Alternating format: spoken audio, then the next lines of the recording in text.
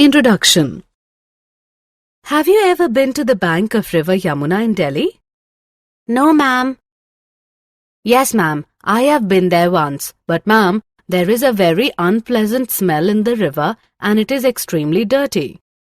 Yes, Gaurav, you are absolutely correct. Yamuna River is now one of the most polluted rivers of India. But it was clean before. Have a look. And now our activities have made it polluted and it appears dirty. How are we making this river polluted? Many of our activities destroy the clean state of rivers, such as throwing plastic bags, pollution from the cars, dumping of industrial wastes. Let us explore them in detail and their effects on our environment. Objectives. At the end of this lesson, you will be able to define the term environment and list its living and non-living factors. Discuss the concept of ecosystem, its components and groupings of biotic components. Form a series of organisms feeding on one another, food chains and webs. Elaborate on how human-made activities influence our environment.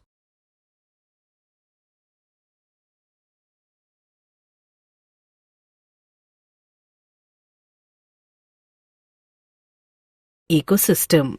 An ecosystem is a natural system consisting of all plants, animals and microorganisms in an area functioning together with all the non-living physical factors of the environment. Components of ecosystem. Ecosystem comprises the following two components. 1. Biotic factors including all living organisms.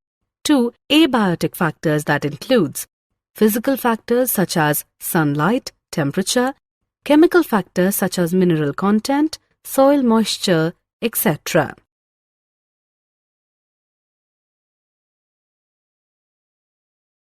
Types of ecosystem. There are two different types of ecosystems. They are 1. Natural ecosystem, in which we have forests, deserts, grasslands, mountains, etc. and 2. Artificial ecosystem, in which, example, parks, gardens, crop fields, zoo, etc. exists. Classification of biotic components of ecosystem. Biotic components of our environment can be classified into three major groups. They are producers, consumers, and decomposers. Now we will learn in detail that what are producers, consumers, and decomposers. Producers are organisms like green plants that produce organic compounds from inorganic compounds. A consumer is the organism that obtains nutrients from other organisms. And the decomposer are microorganisms which decompose dead plants and animals. They decompose complex organic substances into simple inorganic substances in the soil, which are again used by the plants. Food chain.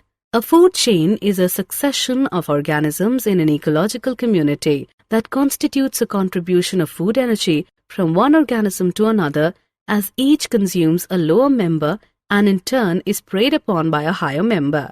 A food chain begins with a producer. Producers are eaten by primary consumers, herbivores, which are eaten by secondary consumers, carnivores, some of which may in turn be eaten by tertiary consumers, the top carnivore in the chain. Trophic level. Each step in a food chain where transfer of food energy takes place is called trophic level. The first trophic level consists of producers. The second trophic level consists of primary consumers. The third trophic level consists of secondary consumers. The fourth trophic level consists of tertiary consumers. Since the transfer of food energy decreases at every trophic level, the number of trophic levels are limited and do not exceed 4 or 5.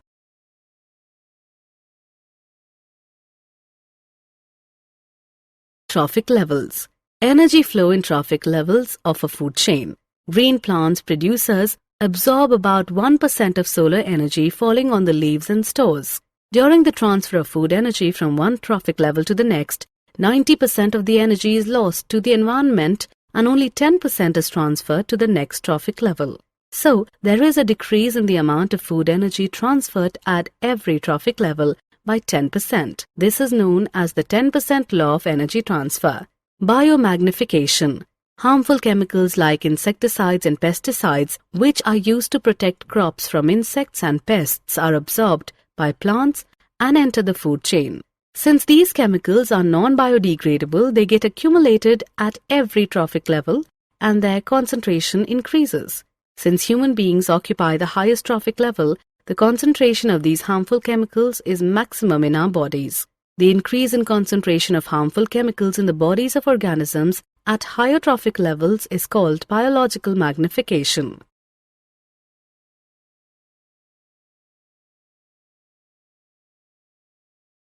Food web. The complex system of interrelated food chains in an environment is known as food web. How do human activities affect the environment? Human activities produce a lot of waste materials which are thrown away into the environment. These wastes cause pollution of air, water and soil. The waste materials produced are of two main types. They are biodegradable waste and non-biodegradable waste.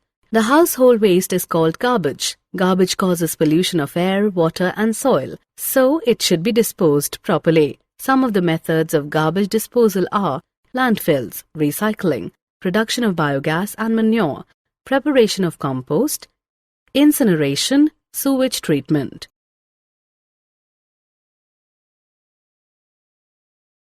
Depletion of ozone layer in the atmosphere.